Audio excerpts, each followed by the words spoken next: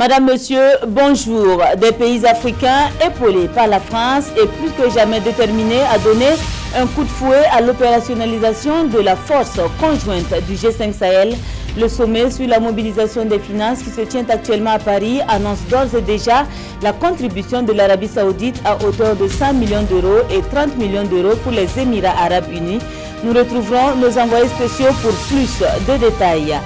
16 milliards de matériel stocké non exploité, un déficit dans la formation des agents et des recrutements non conformes aux critères de l'Organisation ouest-africaine de la santé. C'est le rapport bien sombre qu'a dressé la commission chargée de l'enquête parlementaire sur le système de santé burkinabé. Un rapport assorti de recommandations dont nous vous ferons part dans cette édition. Vous suivez le trésor de la télévision nationale du Burkina. Tout de suite, les développements. Le président du Faso est à Paris à l'instar de ses pairs du G5 Sahel pour un sommet avec le président français. Cette rencontre vise à donner un coup d'accélérateur à la lutte contre le terrorisme dans la bande sahélo-saharienne par une mobilisation des partenaires financiers. L'Arabie Saoudite et les Émirats Arabes Unis annoncent leur contribution à hauteur de 130 millions d'euros pour des besoins estimés à 250 millions d'euros.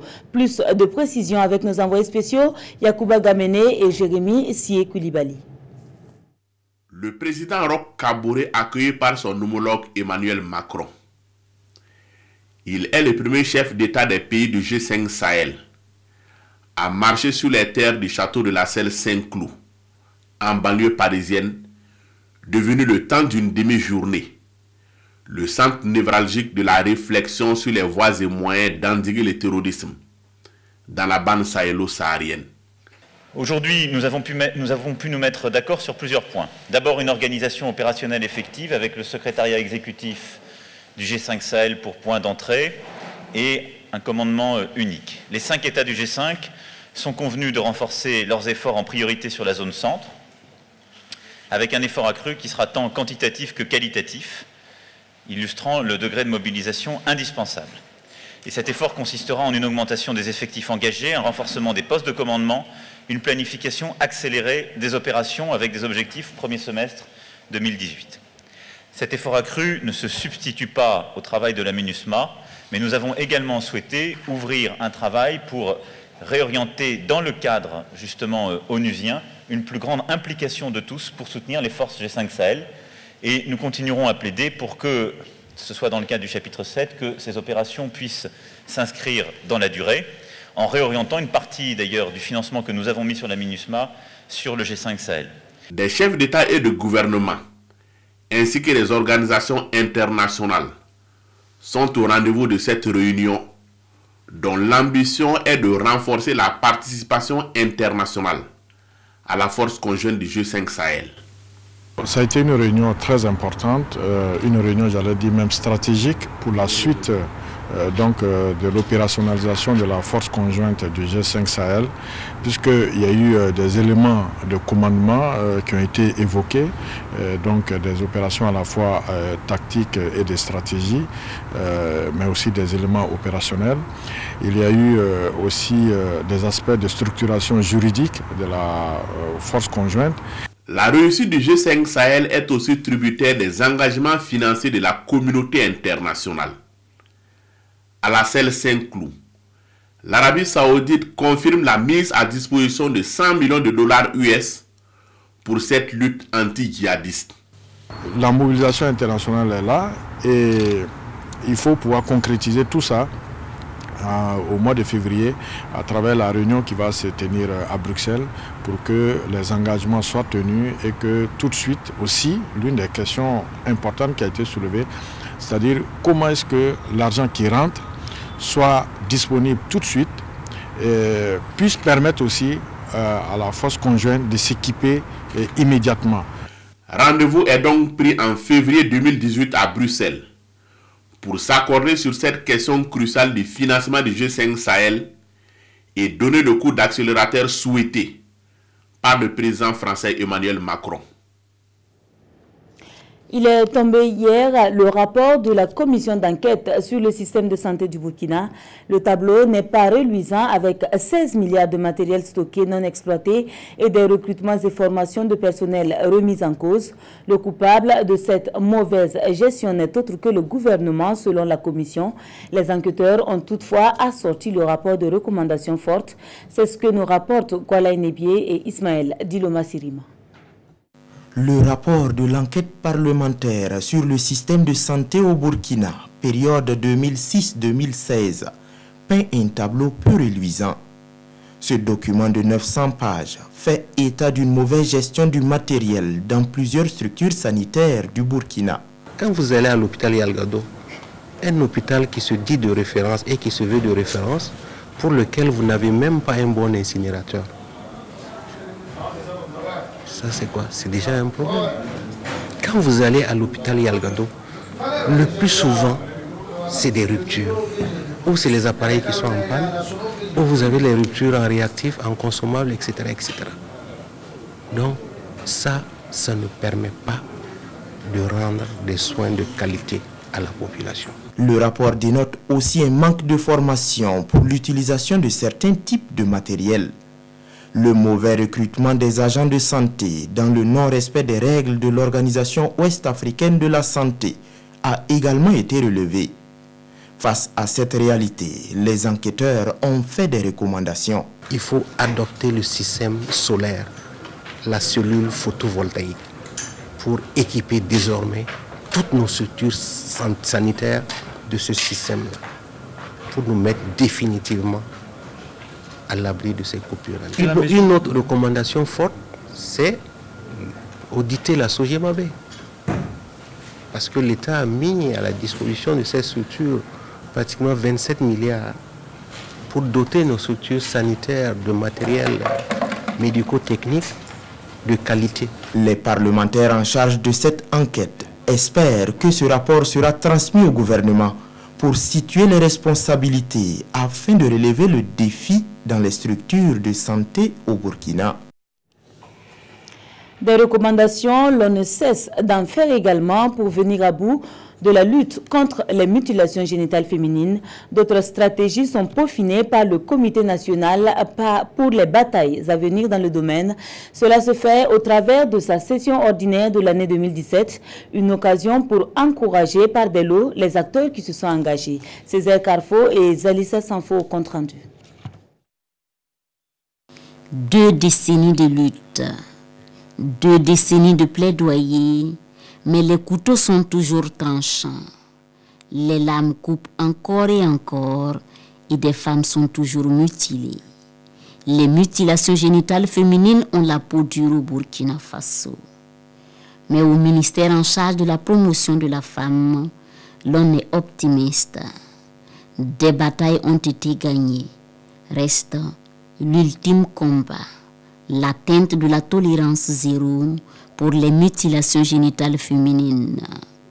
Et leurs ont de préciser, le bout du tunnel n'est plus loin. Que nous ne sommes pas loin de la porte et on s'y achemine lentement mais sûrement. Le Conseil national de la lutte contre la pratique de l'excision a tenu à tenir son Assemblée générale 2017 avec tous ses partenaires pour qu'ensemble nous puissions faire le bilan des actions menées tout au long de l'année 2017 et envisager les actions qui vont entrer en compte pour l'année 2018, mais aussi voir quelles ont été les difficultés et quelles perspectives. Le combat pour la tolérance zéro contre les mutilations génitales féminines se mène sur tous les fronts. Et tous ceux qui sont impliqués ont reçu des armes pour intensifier la lutte. Sur la toile, c'est la jeunesse qui est ciblée. Et un concours a été organisé sur les réseaux sociaux. À leur intention, les plus méritants ont été récompensés. J'étais engagée, donc je reste engagée, toujours. En tant que jeune, bon, ce que je peux proposer vraiment, c'est de passer par les jeunes. Parce que c'est, disons, nous l'avenir de demain. Donc il faut d'abord commencer par nous inculquer ces valeurs-là, pour qu'on puisse comprendre. Par exemple, il y a des élèves de ma classe, quand je leur parle de ça, ils disent non, c'est pas vrai, c'est pas possible, c'est bien, parce que c'est une tradition. Ce que j'ai à leur dire, c'est d'essayer de ne plus pratiquer ça, parce que les conséquences même, c'est énorme au fait. C'est énorme, parce que déjà la mort, les saignements, les chéloïdes, ces trucs, c'est pas facile pour une femme, quoi. Tous promettent la bataille pour la tolérance zéro contre les mutilations génitales féminines est rude. Elle sera aussi très longue. Mais c'est sûr, la victoire sera certaine pour l'épanouissement de la femme. Au ministère de l'Éducation nationale, l'on évalue la contribution des collectivités territoriales à la réussite du PN2S. Pendant 48 heures, des échanges sont prévus autour des transferts des ressources humaines et financières et des mécanismes de gestion des écoles dans le contexte de la décentralisation. Le compte-rendu de Amadou Ilboudo et Estelle Judith Assogba. Ce cas de concertation entre le MENA et les collectivités territoriales est une première depuis l'effectivité du transfert des compétences et des ressources aux communes dans le domaine de l'enseignement. Désormais, ces deux parties pourront disposer de part et d'autre des informations fiables concernant l'exécution, le suivi des ressources et des compétences transférées dans le domaine de l'éducation. Ce qui ne se faisait pas en temps opportun et rendait le travail difficile pour le MENA. Les principales difficultés sont liées évidemment aux capacités de gestion de certaines collectivités territoriales. Collectivités territoriales, par exemple, le quota minimum n'est pas encore mis à disposition.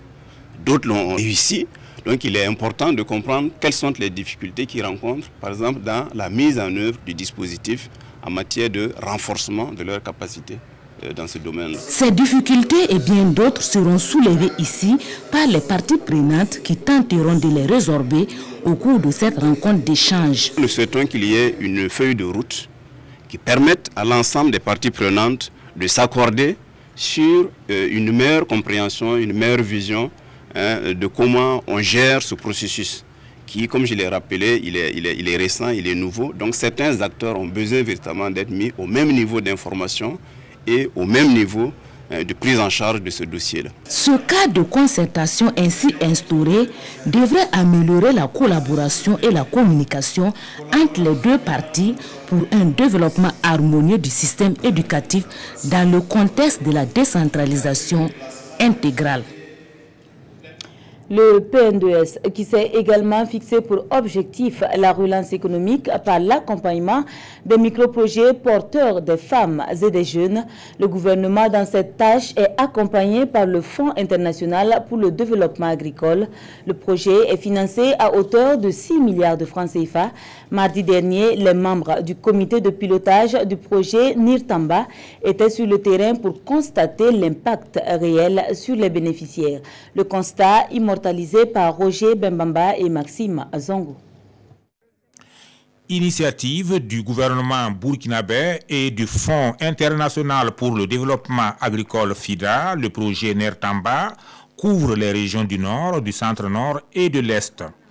Ce mardi, les membres du comité de pilotage étaient donc sur le terrain pour constater les réalisations, mais aussi encourager les acteurs. Nous avons toujours besoin d'un œil extérieur. Et c'est cet œil extérieur-là pour lequel on a fait venir les membres du comité de pilotage qui donnent les directives et les orientations pour qu'ils puissent voir sur le terrain les réalisations concrètes auxquelles les populations sont en train de réaliser.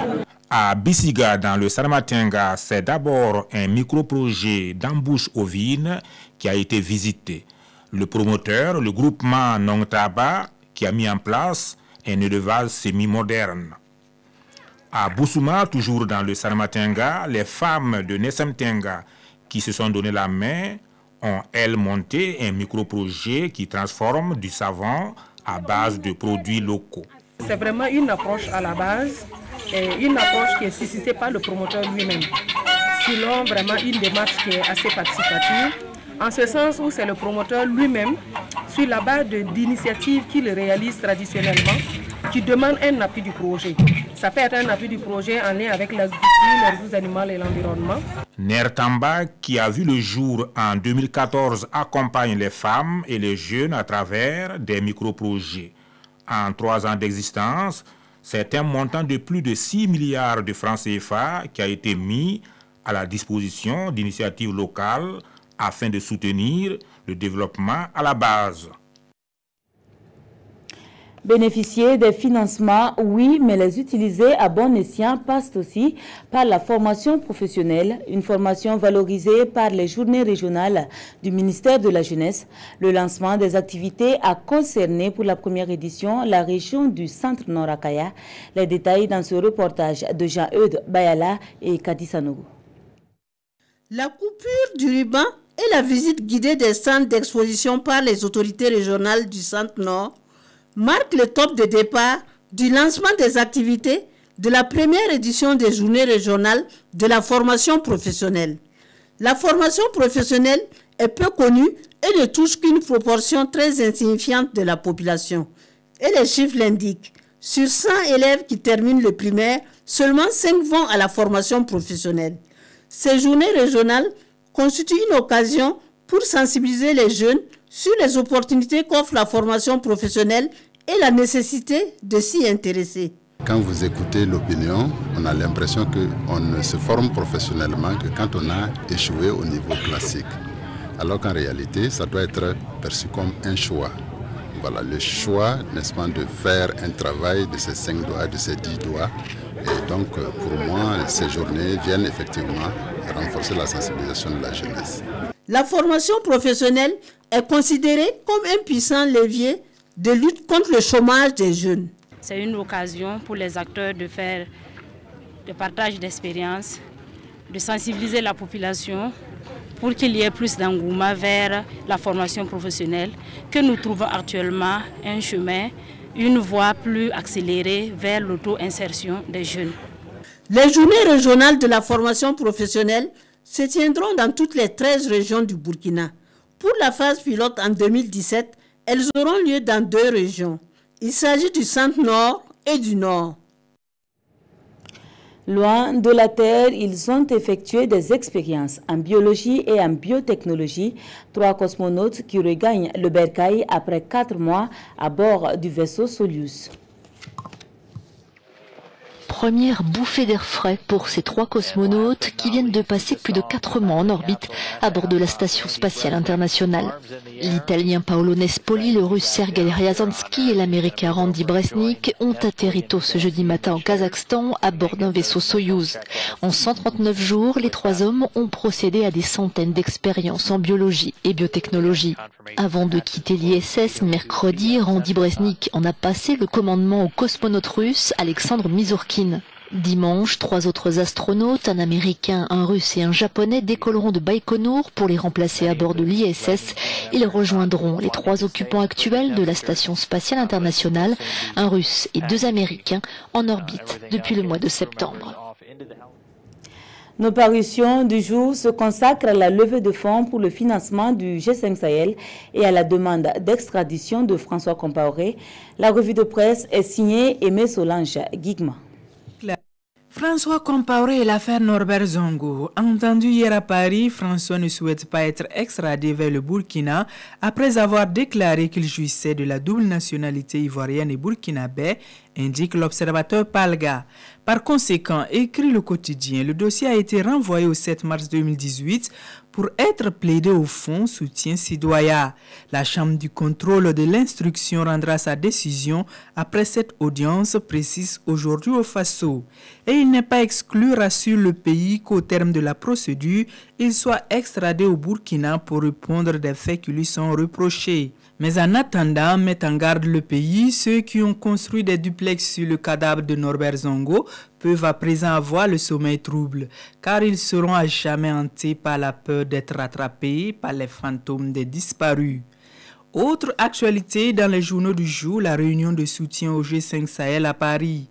des financements majeurs annoncés, titre le journal de tous les Burkinabés. Ce journal rapporte que la promesse qu'avait faite le Royaume d'Arabie Saoudite de contribuer à hauteur de 100 millions de dollars a été actée à cette réunion, ainsi que la contribution des Émirats arabes unis à hauteur de 30 millions de dollars. Pour l'observateur Palga, à travers ses contributions, le Royaume d'Arabie Saoudite se rachète une bonne conscience, lui qui est suspecté de financer le djihadisme à travers des organisations dites caritatives. Mais pour aujourd'hui au Faso, c'est Arabie Saoudite versus Qatar via l'anti-djihadisme pour dire que c'est la guerre entre wahhabisme et frères musulmans qui se déportent au Sahel via les pétrodollars des monarchies arabes. Voilà qui referme cette édition. Merci de l'avoir suivi et excellent après-midi à tous.